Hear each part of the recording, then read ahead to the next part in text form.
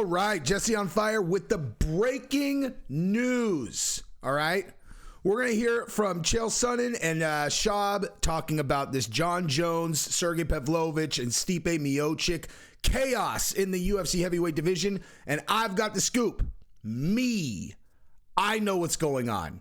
No one else knows. Well, it's possible Chael knows now because it's possible that I told him. But now I'm the one breaking it on YouTube because I would assume Chael doesn't think that I'm a credible enough source for him to run it on the channel yet, but I'm going to run it. And then it's going to end up being completely accurate and everyone can go, dang, I'll tell you guys, this is a big story about who Jon Jones is going to fight because it's done. The deal is done. The deal is done.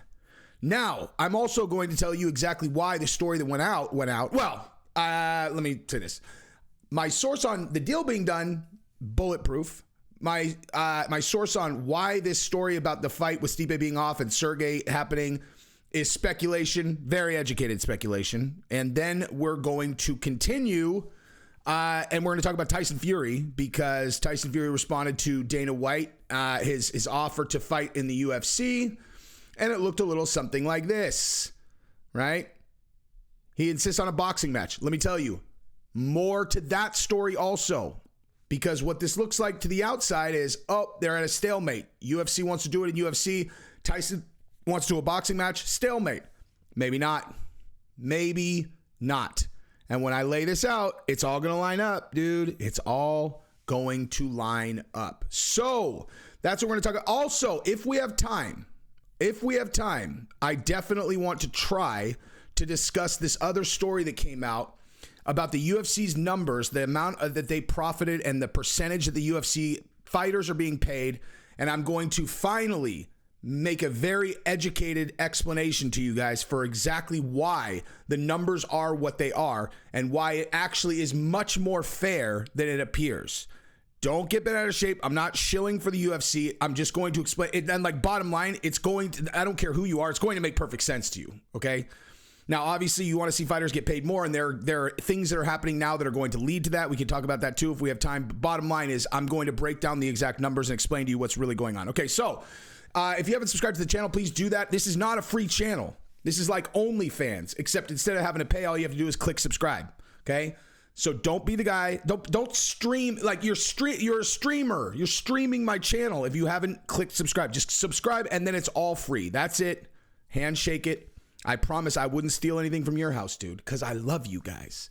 So join the hottest MMA community in the world. By the way, this actually, I'm probably going to be putting this up after this, but go watch the stream that me and Guru just did, even though as I'm recording this, we're going to be recording it in an hour. You're going to want to see it. It's the event of the MMA YouTube century. Anyway, so, all right, let's rock. So bottom line, let's start here. All right. So let's start with the rumor that was floating around. And I'll tell you what's going on. Strong rumors. Stipe and Jones is going to go up in flames and that Sergei Pavlovich versus Jones is happening in August. I'm hearing strong rumors on that. It's strong enough that I can tell you that's at least being pursued. I don't know where they are in agreeing, but that's at least being pursued. And if you did have partners in Australia, you promised them Izzy and you said, look, I can't deliver, but I can bring you Jones and Pavlovich. Are we good? They'd probably say, yeah, we're good. What? I have to give Jon Jones credit for, I really do, and that pains me. I got to give him credit here because people have said he was going to fight Stipe and then he's going to retire. It's like, well, hold on, people. Let me remind you of one thing. When you talk about the mindset, you talk like Jon Jones doesn't have the courage. Let me just remind you, to be fair, he thought he was fighting Francis. He agreed to fight Stipe, and he ended up in there with Surreal. I'm hearing strong rumors. Stipe and Jones is going to go up in flames. Sorry, and I Sergei just Pavlovich lost versus track of what we were doing, and I was responding to Big Daddy Mo because we did a show together yesterday, and it's on Jesse on Fire After Hours, which you should definitely watch. Lots of very interesting conversations about MMA, dudes paying for her pictures on the internet, etc. It's really, really good. Anyway, so all right, so that is the rumor that that was out related to that fight, that it was going to go up in flames, and that they were pursuing Sergei versus Jones. So true. I would assume. True, I would assume. Reality is this. The Stipe fight's done. Stipe fight's done. Now, that happened after this, okay? Like, this like just happened, okay? And I'll tell you very educated exactly what was going on. So the Stipe fight is Stipe and Jones is booked. I don't know about the date, but I know on Stipe's side, he signed a new deal. He signed the bout agreement for Jon Jones. It's done. Okay. So it's done. On the Stipe side, he signed. Like, not just like, oh, he agreed to it. Signed. Okay. Now I'm going to get into like heavily educated speculation. Okay. So why would this story go out? Right? Why on earth would this story go out? Now, the only people that know what's going on the inside of a negotiation here, that, or the other is the UFC, of course, right? And so if a story like this leaks, strategy, right? Strategy, okay? You're in the middle of a negotiation and you want to play it back at the other guys. I mean, we all know, like, this is why I have so much respect for Hunter and Dana and the way that they negotiate, because I see these stories go, I know exactly what they're doing, right? They're playing leverage positions, and in a situation like this, what it would appear on the outside, and which I can validate now, is that this is a power move against Stipe, who's negotiating, right? So they're like, oh, we don't need you. You're negotiating, you're looking at a Ford Explorer and you're like, how much is it? They're all $47,000. $47,000. Jeez, I'm going to go get that used Cadillac down the road unless I get it for 42. They're all, oh, no, we got another buyer. You're all, oh, you have another buyer? All right, well, I have another car. They're all, yeah, well, we have another buyer. Yeah, but I have another car. Well, go buy your other car. I'm going to. Okay, cool. We're just going to call the person that's going to buy this car. All right. Walking off, they're all, hang on. What are they giving you the caddy for? 41. I mean, I can't do 41, but we could do 44. So whoever, you need another option to be in a strong leverage position. Now, Stipe, as I found out, was in a tremendous leverage position. And I will tell you exactly why, because it plays into all the things that have been going on right now, okay? So when Francis signed his new deal and he got $2 million for his opponent, what did that do? Now, everybody thought that was like charity, right? It's like, wow, what a good dude. He got $2 million for his opponent. Amazing. Some nobody's going to get $2 million. No. What he did is he incentivized any big heavyweight that can get out of their contract that they can come get this $2 million. And so, of course, any heavyweight that is towards the end of their, no contenders, no one who's not the champion gets $2 million to fight. Stipe isn't going to get $2 million to fight, I mean, normally, right? And so, as the rumors that I had heard swirling around, which were that Stipe was near his sunset clause, I've been hearing this for a long time. So Stipe knows if he just waits it out to his sunset clause, he can now go to PFL and he can get that $2 million and fight Francis. Now, can the UFC afford to have Stipe versus Francis 3 in the PFL? No, they cannot. And so their leverage position was incredibly strong on the Stipe side, and it was incredibly weak on the UFC side. And so Stipe and his team were holding their feet to the fire, obviously. Okay? And so this story about the Sergei thing going out is the UFC playing the way that they normally would, which is like, all right, fine, walk. We don't need you. And between the time when this story got leaked, and again, I don't know for sure about the story getting leaked on the UFC side or why the story went out, because they probably really were. I'm not saying that they like just said it. They probably really were pursuing the Sergei fight because they're like, I mean, if we can't book Stipe, then we have to have another option. Right. So they probably are pursuing that. I don't know where Chael got it. He could have got it from Sergei's people. He could have got, there's a million places he could have got it. And it would have been accurate. But the reason they were doing that is because Stipe had them by the balls, because he could have left and gone and done the PFL fight with Francis and made $2 million, whatever. So between the time that story went out and the time that I am reporting to you now, the Stipe fight got done because I don't know the terms of his deal. But they were holding their feet to the fire and the deal's done. So Stipe is with the UFC. The bout agreement signed. I don't know if it's signed on the Jon Jones side, but obviously a catalyst for this story is because Stipe was playing hardball, but now Stipe got what he wanted. UFC paid him what he wanted, and the UFC's happy. Everybody's happy. The deal's done. So I thought about this. I assume, like I said, that this was a negotiation tactic from the UFC, but also you got to consider, Dana hates the MMA media, man. He's been yesterday there was that story that when I was all, Hamzat unfollows Dana, blah, blah, blah, and Dana put that story out. Look at these idiots. And then Hamzat commented, he's like, my brother forever. It's just like utter nonsense. And I even thought about it. I'm like, I wonder if Dana just leaked this story just to mess with the MMA media. But given that Chael's the source, it probably was 100% legitimate, I mean, like I said, I don't know where he got it from, but I would assume he got it either from UFC or Sergei's people or one of the everybody talks to Chael. I mean, you know, full disclosure, minus a handful of things. Anything I get, I give it to Chael too, you know. There's a select group of things that are under such tight secrecy that I would never betray, but, you know, any kind of, you know, interesting stuff like this, I give it to Chael because he's the fucking man, dude. I like talking to Chael. But yeah, anyway, so that deal's done. Now, let's talk about the Tyson Fury situation, right? So the Tyson Fury situation looks like this. Dana comes out, right? Dana says, oops, that's the wrong, So Dana comes out and says, you know, Tyson Fury does the thing where he's tweeting. We've talked about this a bunch, right? Jon Jones, Dana comes out, we'll get you paid. Tyson Fury answers to Dana White's Jon Jones offer, insists on a boxing match. I don't roll around on the floor. I stand up and punch. Okay, so there are options here. This could be exactly what it looks like, okay? This could be exactly what it looks like. Just like, oh, Dana wants to do it in the UFC. Tyson's like, come on, man, I'm not getting in the cage. Or maybe more, right? Because like I said, the UFC is in a position right now because of Francis that they have to play defense. They cannot operate like a monopoly right now like in most of the business they can. But these big signature heavyweight things, they cannot just operate kind of willy-nilly like they always do. They have to play strategy. They are the best at it. They're the best at it. Okay? There's no one better at this game than these guys. And so when you look at this situation, if you understand what the outcomes they cannot allow to happen are, then you know what the defensive plays are going to play, or, you know, best defense is good offense, that kind of thing, right? So when you think about the Francis and Tyson Fury thing, what exactly were they proposing? Do you recall? If you're a longtime viewer of my channel, then you know, because it was my fucking idea, and I said it over and over and over and over and over on the channel because it's the most, like, it's the coolest impact I've ever had on the fucking fight business. You know what I mean? Like 3 years ago, I was just any other UFC fan.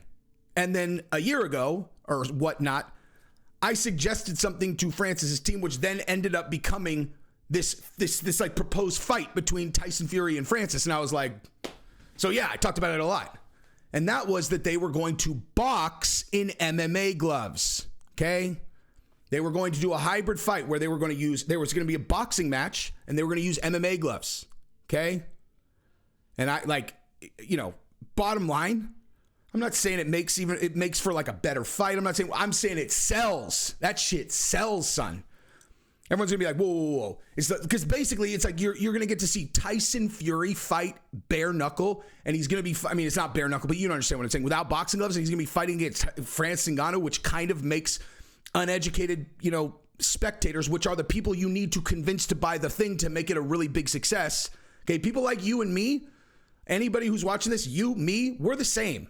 You and I are the fucking same, dude. There's no, like, you know, I talk into a camera more than you, but we're exactly the same.